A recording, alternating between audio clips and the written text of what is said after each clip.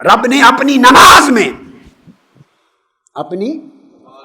نماز میں حضور پر درود و سلام، قیام ایک بار رکھا، ثنا ایک بار رکھی ابتدا میں، ساری نماز کو ختم کر کے محبوب پہ درود و سلام 3 بار رکھا نماز کو۔ پہلے فرمایا کہو السلام علیک ایھا النبی ورحمۃ اللہ وبرکاتہ، اور میرے محبوب کو خطاب کر کے کہو یا نبی یا رسول آپ پر سلام ہو۔ پہلے حضور پر سلام رکھا، ابھی کلمہ شہادت کی باری نہیں آئی۔ جیسے فرمایا جب مسجد میں داخل ہو تو اللہم افتح لی ابواب رحمتک، اس دعا سے پہلے سلموا علی نبیکم، پہلے مجھ پر سلام پڑھو، پھر ابواب رحمت کھولنے کی دعا کرو۔ اس طرح جب نماز آئی تو ابھی کلمہ شہادت نہیں آیا، اشہد ان لا الہ الا اللہ، کلمہ شہادت سے پہلے فرمایا میرے مصطفیٰ پہ سلام کرو، السلام علیک ایھا النبی ورحمۃ اللہ وبرکاتہ۔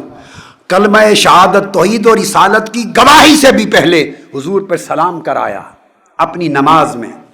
بندہ بیٹھا خدا کی نماز میں ہے مگر توجہ اور خطاب مصطفیٰ کی طرف ملتفت کر کے حضور کو سلام پیش کر رہا ہے۔ سلام پڑھایا ایک، پھر کہا اب میرا کلمہ شہادت پڑھو۔ کلمہ شہادت ساری نماز میں صرف ایک بار ہے۔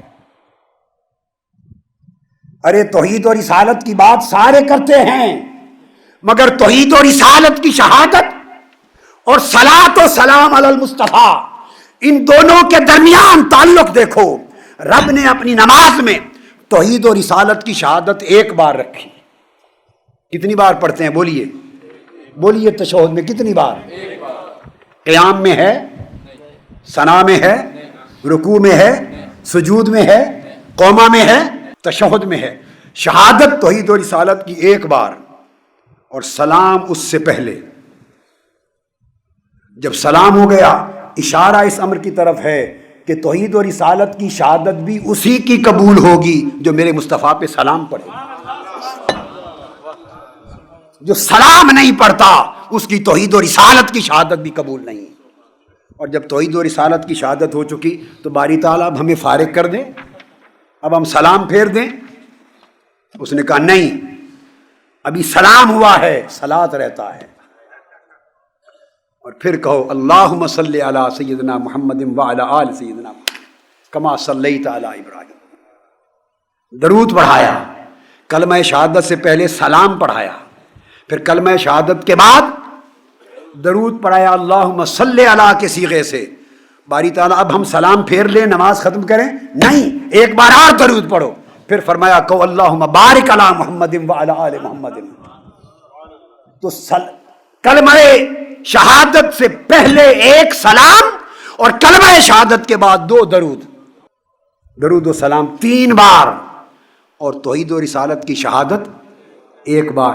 اس سے زینت اس نے نماز کو دی تاکہ نماز قبول ہو جائے۔ اس لیے آقا نے فرمایا مجھ پر صلاۃ پڑھو، کیونکہ صلاۃ تمہارے اعمال کی زکوٰۃ ہے۔ ارے نماز کی بھی زکوٰۃ ہے۔ اور حدیث پاک میں آقا علیہ السلام نے فرمایا واللہ، فرمایا لا صلاۃ لمن لا وضوء لہ ولا صلاۃ لمن لم یصلی علیہ، اس کی نماز نہیں جس کا وضو نہیں، اور اس کی نماز نہیں جس نے مجھ پر درود و سلام نہیں پڑھا۔ جس طرح طہارت کے بغیر نماز نہیں، اس طرح درود و سلام کے بغیر نماز نہیں۔ تو فرمایا مجھ پر درود و سلام پڑھو، اس لیے کہ یہ تمہاری زکوٰۃ ہے، یہ تمہارا کفارہ ہے۔ اور پھر فرمایا صلو علیہ صلی اللہ علیکم۔ حضرت عبداللہ ابن عمر اور ابو ہریرہ رضی اللہ تعالیٰ عنہما دونوں روایت کرتے ہیں لوگوں مجھ پر درود و سلام پڑھا کرو۔ کیوں؟